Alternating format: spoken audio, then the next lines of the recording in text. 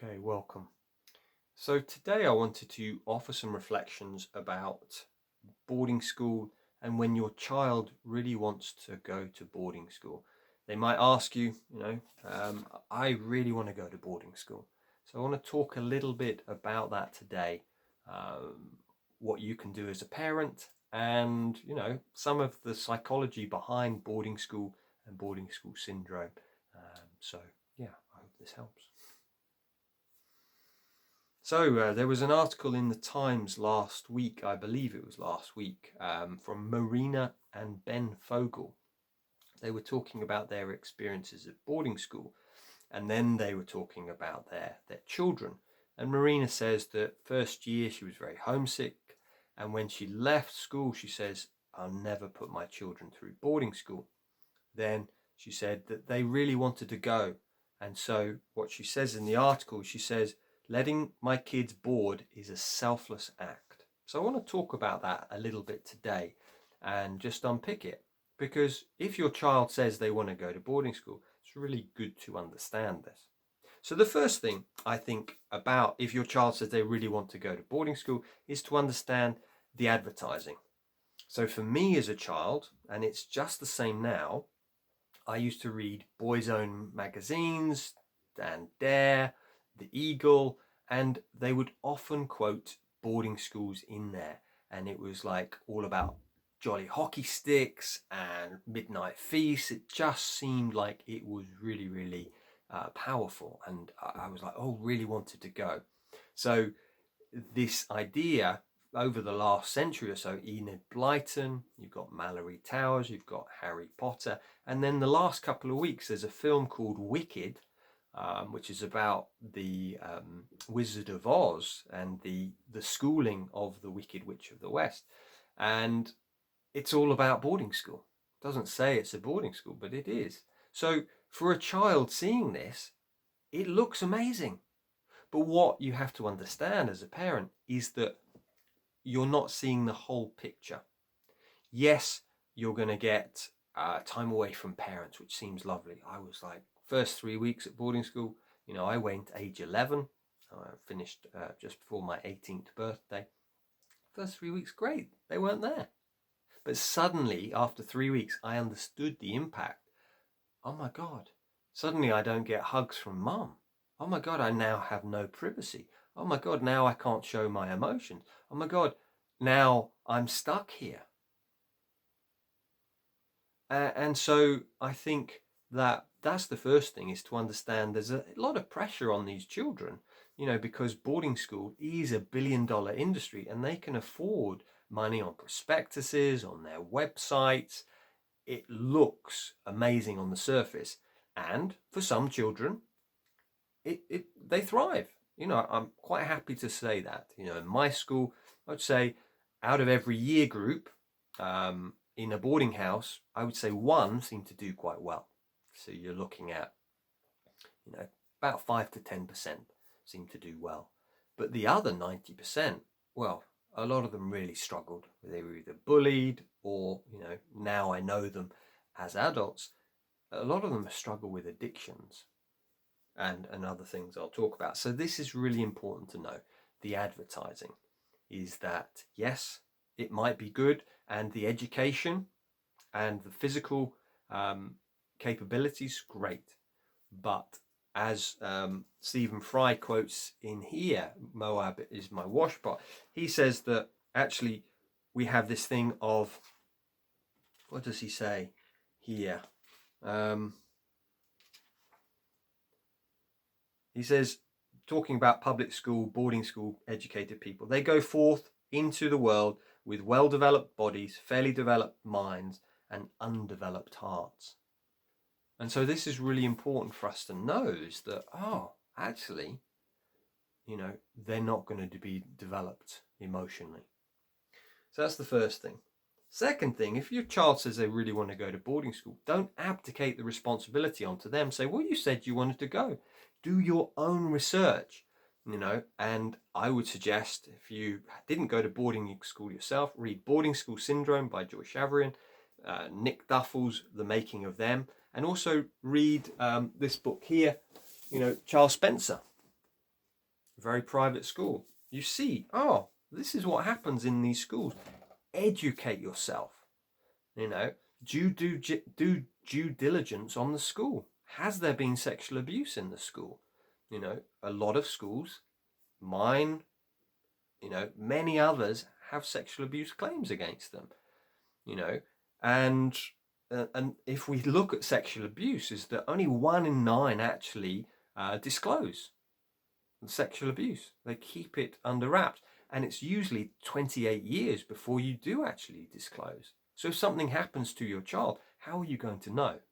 Because the chances are they won't speak up and tell you. So it's really important for you to educate yourself about that. Because if you say it's them and they don't like it, what's going to happen?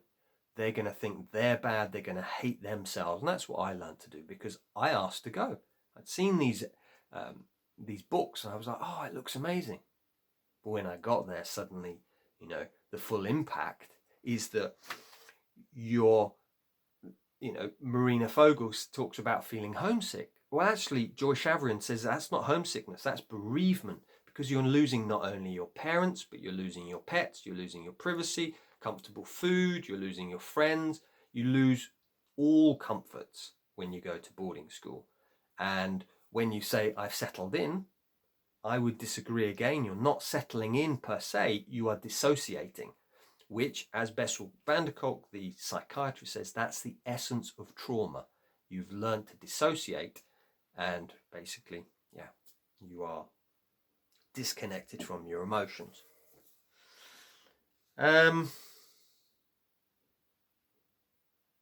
So yes, you have this good education at this school.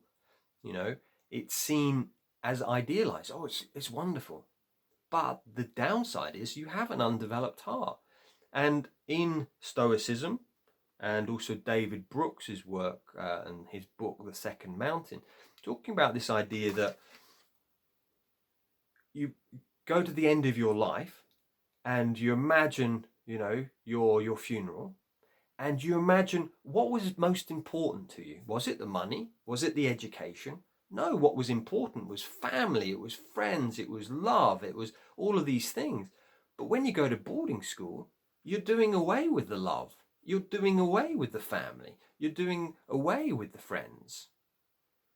You might say, well, you get friends at boarding school. But yeah, it's a very different type of friend. Most of the people that I know who've been to boarding school, they don't stay in contact with anyone from their school. No one. So, that's quite important to see there. And yeah, I talked about that idea about attachment. When you send your child to boarding school, or they ask to go, that will break their attachment with you.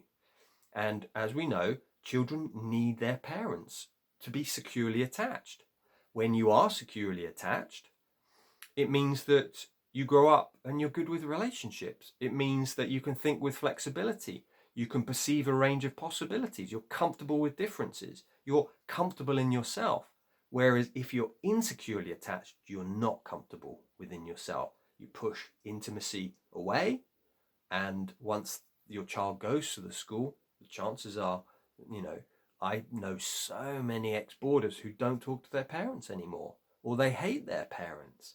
It's like that breaking of attachment. So to ask, is that what I want?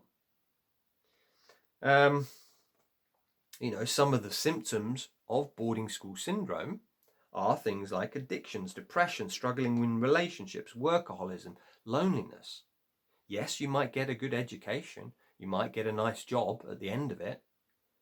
But do you really want your child to have addictions, depression, struggle in relationships, workaholism, loneliness? And there's so many others.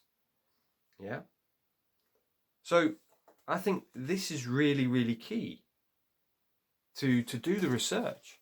I have nearly 120 podcasts out there with some of the leading experts in clinical psychiatry, in clinical psychology, from psychotherapists, and most of them, listening to one clinical psychologist, he says boarding school is a ridiculous psychology. and he's written 23 books and over 300 clinical papers.